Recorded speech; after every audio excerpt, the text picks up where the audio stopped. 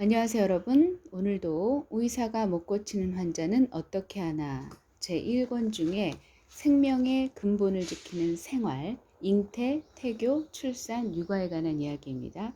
자식을 낳은 후 평생 교육을 하는 것보다 모태 속에 있을 때 10달 교육을 잘하는 것이 더 중요하고 10달의 태교보다도 잉태 순간, 부모가 교접할 때 부모의 심신 상태가 더 중요하다. 그런데 잉태 순간의 부모의 심신 상태는 갑자기 만들어지는 것이 아니라 그 전부터 해오던 마음버릇, 몸버릇이 그대로 반영되는 것이니 실상은 잉태하기 전부터 부모가 뭔가 마음을 가다듬고 준비해야 하는 것이다. 이것이 민족의학의 가르침이다. 그러므로 살아가면서 의식주 등의 일상생활을 자연의 이치에 따라 하는 것이 건강과 질병 치료를 위해 필수 불가결함은 물론이지만 근본이 제대로 된 심신이 건강한 아이를 낳는 것이 더 중요하다. 민족생활의학은 이와 같이 현재의 몸을 다스리는 데 국한하지 않고 현재의 몸이 당초 우주의 전기를 모아 한 생명으로 잉태되기 시작할 때부터의 시원을 더 중요시하였으니 가히 인류의 스승이 될 가르침이요 민족 지혜의 자랑이 아닐 수 없다. 이것이 망각되면서 어린아이들이 유아 때부터 아토피성 피부염, 고혈압, 간장병, 암, 당뇨 등의 온갖 병마에 시달리게 되는 것이다. 작금의 상황이다. 의술을 잘하는 자는 아직 병들지 아니함을 다스리고 가르치기 잘하는 자는 태어나기 전에 가르친다. 그러므로 스승의 10년 가르침이 어미가 잉태하여 10달 기름만 갖지 않고 못하고 어미 10달 기름이 아비 하루 낳는 것만 갖지 못하다. 역조 태교 신기 최삼섭 박찬국 역회 선고사. 이건 저도 읽었던 기억이 납니다.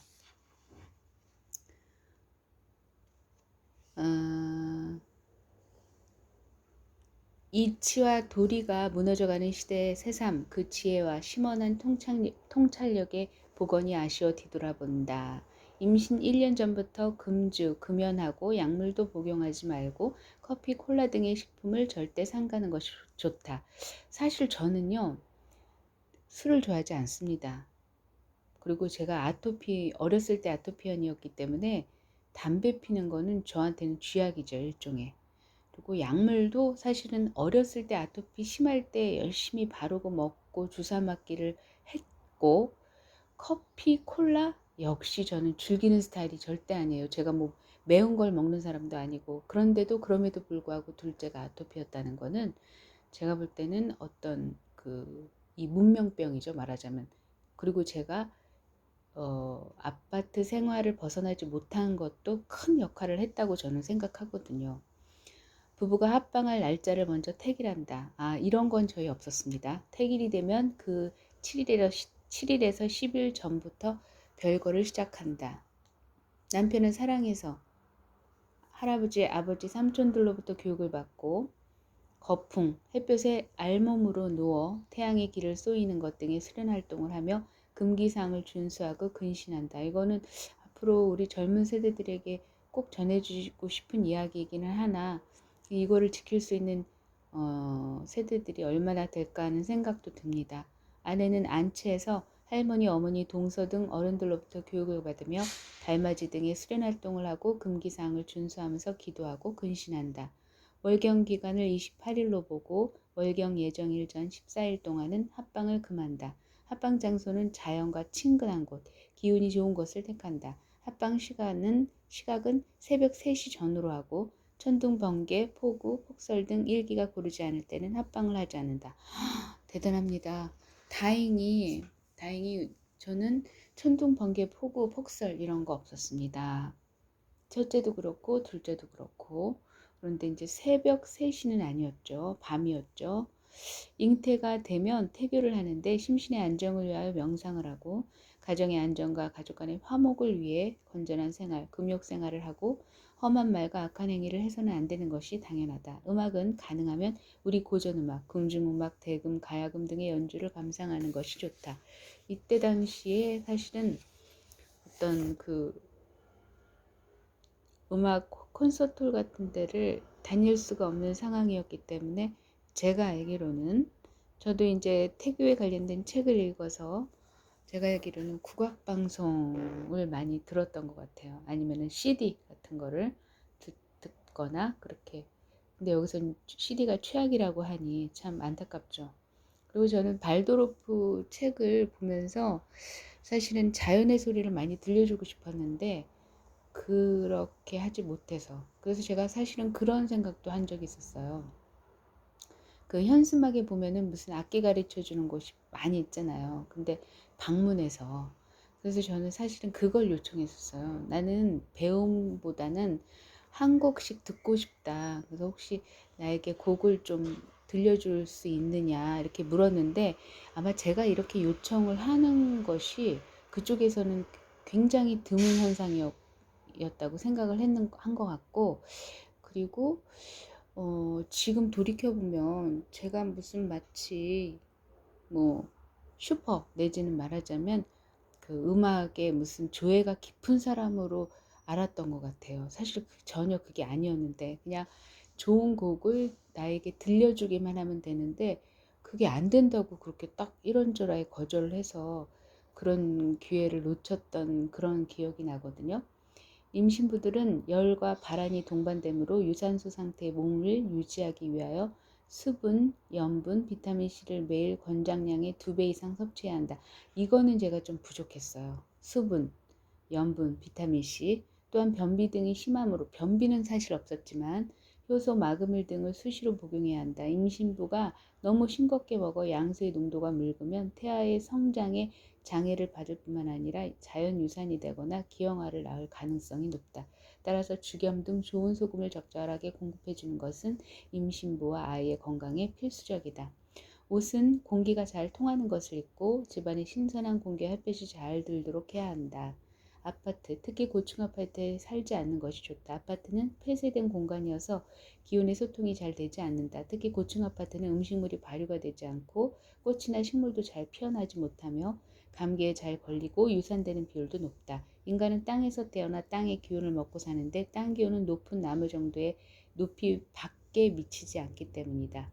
근데 사실 참 고맙게도 제가 요번에 한살림에서 모종을 이제 몇 그루 모종을 이제 구했었는데, 이제 남편은 여기선 잘하지 않을 거다. 그래서 이제 남편 사업장에다 이제 나머지 의뢰를 하고, 저는 고추 하나, 둘, 셋, 넷, 다섯 그루, 그 다음에 가지 2그루를 이제 남편이 도움을 줘서 화분을 심었어요. 근데 음, 뭐 맞아요. 고추 하나가 지금 자랐거든요. 근데 저는 사실은 그럼에도 불구하고 너무 경이로운 거예요. 그리고 진짜 생명의 위대함을 새록새록 매일매일 느끼는 것 자체가 너무나 정말 감사하고 행복하고 좀 그런 상황이거든요.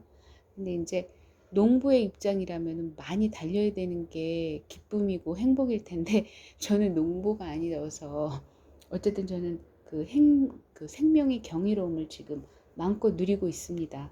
그래서 지금 15층에 살고 있거든요. 근데 그럼에도 불구하고 고추 하나가 열렸다는 것만으로도 저에게는 엄청난 신선한 충격이 아닐 수가 없어요. 그리고 사실은 저는 이제 남편이 갖다 준 그 상토를 쓰긴 썼는데 그 밑에 제가 만든 이제 지렁이 탭이 그런 거를 좀 이렇게 밑에 심어 넣었거든요.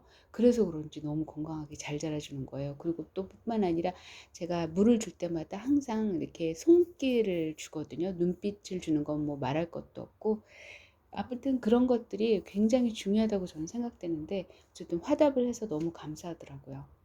그래서 적당한 운동을 한다. 우리 어머니들은 쪼그려 앉아서 반 매고 불 떼고 빨래하고 변 보고 무릎 꿇고 청소하고 하였는데 이것이 순산으로 이어졌고 많은 아이를 낳아도 견뎌낼 수 있었다.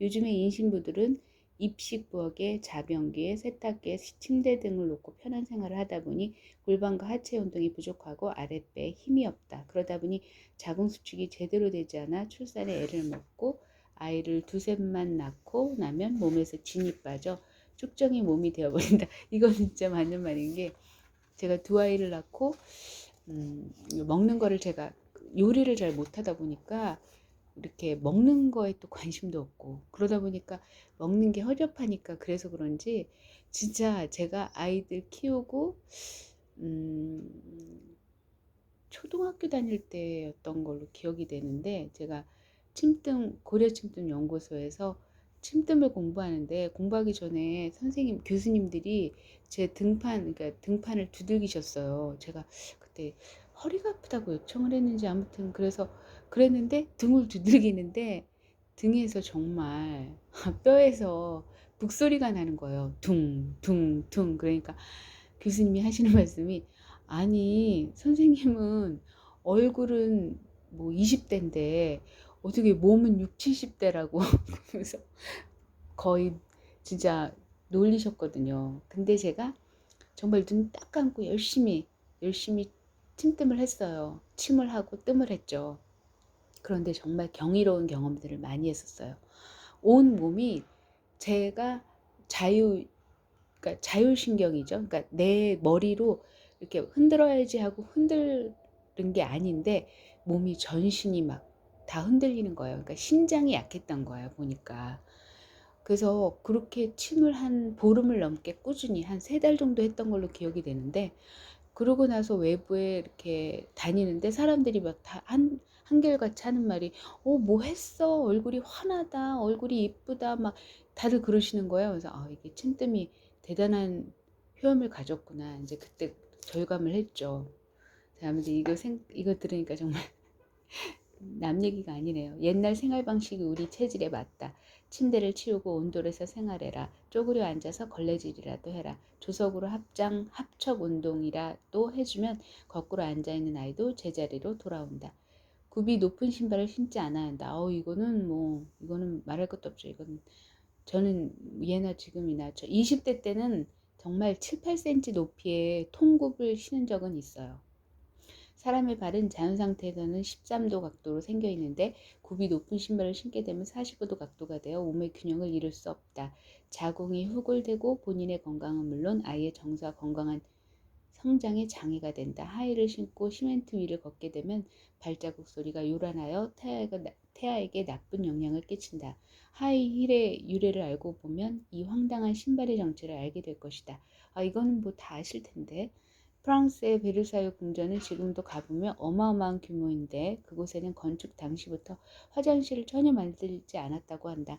황제가 자신의 영광을 과시하는 건물에 오물을 배설하는 장소를 만들고 싶지 않아서 그랬다나, 어쨌든 그러다 보니 그곳에 기거하거나 그곳에 열리는 파티에 참석하는 사람들은 건물 밖의 넓은 정원과 풀밭, 숲속의 변을 볼 수밖에 없었고, 따라서 그곳의 정원들은 등은 가히 똥밭이라. 특히 밤에 파티나 무도회 등으로 그곳에 가는 사람들은 곳곳에 산재한 오물을 밟지 않으려면 굽이 높은 신발을 자연히 신지 않을 수 없었다고 합니다. 그것이 하이힐의 유래란다. 사람의 발은 나무의 뿌리, 과학의 추측들과 같음에 비추어 보면 생리구조적으로나 역사적 유래로나 하이힐을 좋아하는 것은 미친 짓이다. 아름다운 아가씨들이 하이힐을 신고 폼을 잡고 걷는 모습이 베르사유의 똥밭을 조심스럽게 걷는 프랑스 기부인의 모습을 연상시킨다면 하이힐을 좋아할 이유도 없을 것이다. 인공유산의 폐해는 사람의 머리로 다 헤아릴 수 없을 정도로 크다.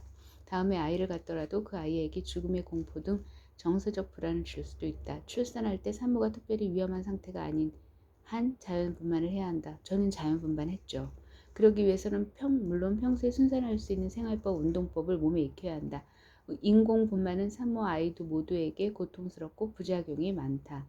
산모는 자궁이 자연 수축되지 않고 아이는 온갖 병마에 시달리게 된다. 이는 가정의 불행이자 사회 전체의 불행으로 이어진다. 현재 우리 사회에 만연해 있는 아토피, 소아암 등의 질병과 출산 과정에서 생긴 장애자들을 보면 느낄 수 있다. 산모가 지혈제를 맞으면 지혈제에 들어있는 혈액응고제 때문에 유두가 막혀 젖이 잘 나오지 않는다. 출산 후에는 반드시 베네똥을 배설시킨 후 모유를 먹여야 한다. 베네똥은 10달 동안 어머니 뱃속에 있으면서 공급받은 영양이 찌꺼기, 즉 태변이다. 이것이 배출되고 나서 젖을 먹여야 한다. 자연은 그대로 하라고 출산 후 3일 동안은 어머니 젖이 나오지 않도록 만들어 놓았다.